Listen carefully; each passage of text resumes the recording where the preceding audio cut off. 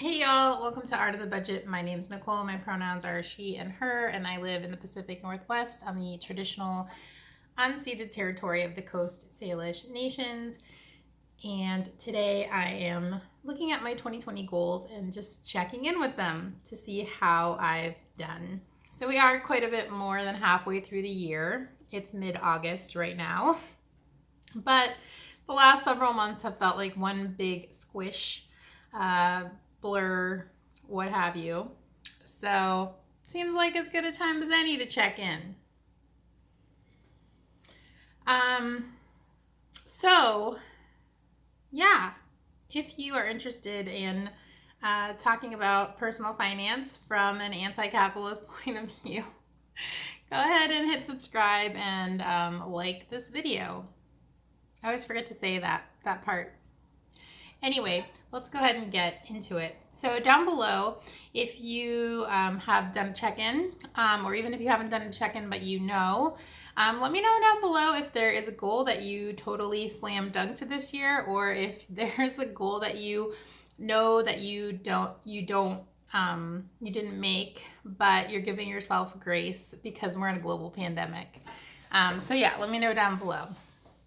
I'm gonna look at my goals. So my first goal was to maintain my excellent credit score, and I would say that I have mostly done that. I think that my credit score actually is just a hair lower than it was at the beginning of the year, and I think that is mostly because I have been kind of sharing a lot of income throughout this whole thing. Full disclosure, I have lost a bit of employment. I've lost my side gigs, but my full-time job as of right now is still full-time. That could change. I work for a school. We're going to fall quarter, and we'll see how the budget shakes down. But because of having a steady income, I think I felt it was important to share, including sharing part of my stimulus check. And I think that because I put things on a card and then pay it off at the end of the month, though I pay it off at the end of the month, it reports that slightly higher amount. And I think just when you go a little higher in your credit cards, it wants to lower your score just a bit. I guess there's lots of reasons why, but that's really the only explanation I can come up with. I have just checked to make sure everything looks okay. But anyway, overall, I think yes, I've maintained my excellent credit score. My savings goals, I have a few different goals, and they are increase net worth by $15,000.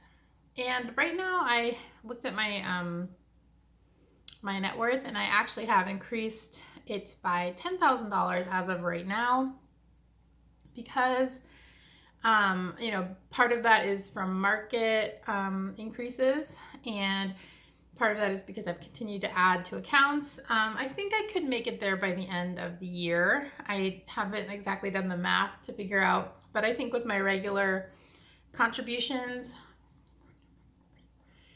I do contribute about $1,000 to retirement a year. So unless there's some major market crash, like market crashes, I think I will make that goal, that's cool. Good to have a win under my belt.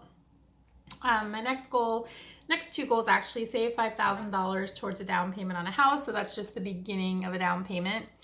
And the next one is save $5,000 toward a car replacement fund.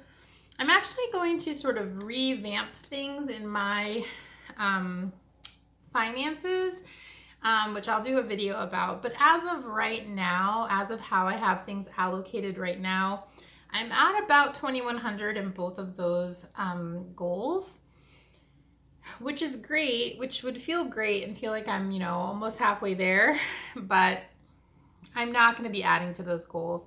My side gigs are what give me sort of money to put towards those goals. So since I'm not doing side gigs right now, I probably won't make much more progress or any progress at all towards those goals. And that's fine, totally fine. The next thing on the list was save for and buy a bed and a camera. I haven't done either of those things, and I don't plan to. And then the next thing is begin to add 5% of income to savings. And I am not doing that. but I would like to get to there. So who knows, maybe by the end of the year. We'll just see. Obviously, that's like a sort of a shift I wanted to do. So instead of just saving towards goals, I wanted to just take 5% off the top. And I'm not quite ready to do that. So moving on. Retirement, save $1,200. Hey, Violet. My, oh my. Hey. Save $1,200 to my 457B. Unless things change dramatically in the next several months, I will continue that $200 a month contribution, and so I will meet that, or that $1,200. Oh, actually, I give $200 a month, so that will be $2,400, right? Hey, that's cool. So $2,400 to my 457B in 2020. My next goal is to max my IRA, and again, unless things get dramatically worse, either in the world or in my employment situation, I will most likely make that goal. Contribute another year towards my pension, same, as long as things don't change, I will be making that. And then $1,000 or more per month total, which that's a goal I set out to accomplish at the end of last year. And again, as long as nothing changes, that will be the case, which is great.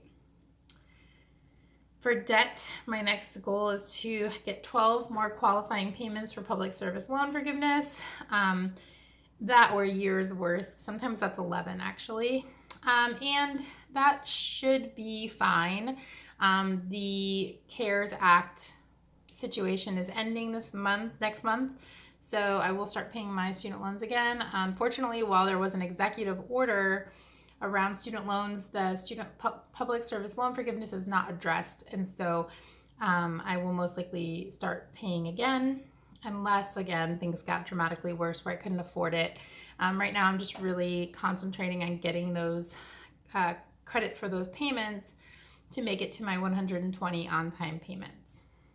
This is usually the month where I would submit my employment certification. So I did certify my income, but my employment certification I would normally do at the same time. It's not a required document, but I like to do it every year to see those numbers change. But because of the CARES Act, things are a little complicated, so I'm going to wait on it. Moving right along, because I don't want them to process it and then it be wrong and then me stress out. I'd rather they just figure out how to deal with the CARES Act stuff and then process my employment certification. And in case you don't know, that is where you just fill out that for the last year you've met all the requirements, including working for a qualifying employer for the public service loan forgiveness.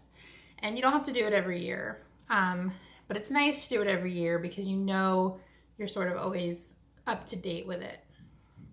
Okay, so moving along. Business. One of my goals was to save $1,500 into my business account. And that could happen by the end of the year, but it certainly has not been actually something that I focused on. And so we'll see. But it is, because I don't have side gigs right now, maybe I will find that makes me more motivated to work in the studio, and maybe that will mean that I have more objects available for people to purchase, but you know, who knows? I don't have a major plan for that right now.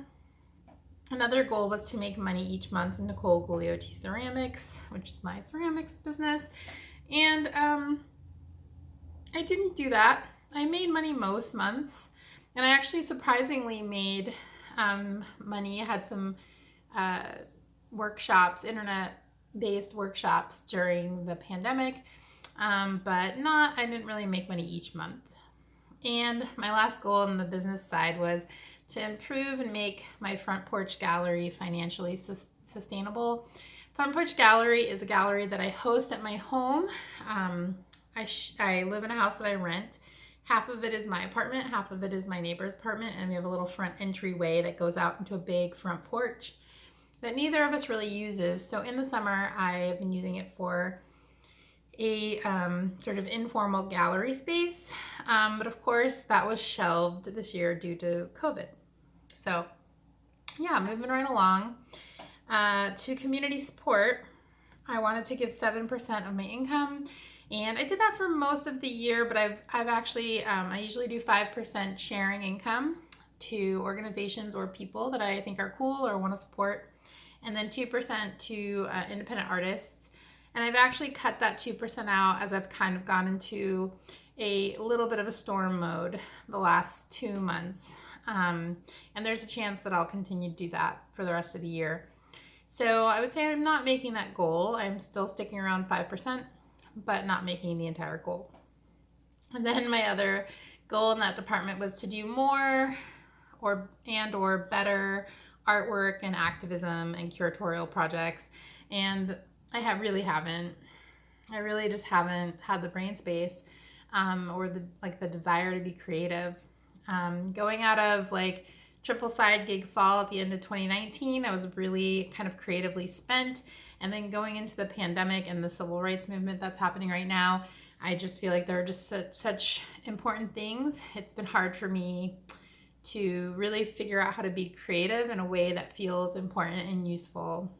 So hopefully that will not always be the case, but that is how I feel right now. All right, so let's see. I had one stretch goal, which was declutter and sell all my decluttered stuff, and I have 100% not done that. But my housemate actually is about to move out, and I'm really excited to kind of reconfigure the house and do something different with her room. Maybe go back to filming in there like I did at the very beginning. So maybe I will declutter. Yeah, so those are my goals. We'll see about next year. I feel like most of these were pretty like easy goals. I didn't have any big stretch goals. You know, not knowing, of course, that a pandemic would happen.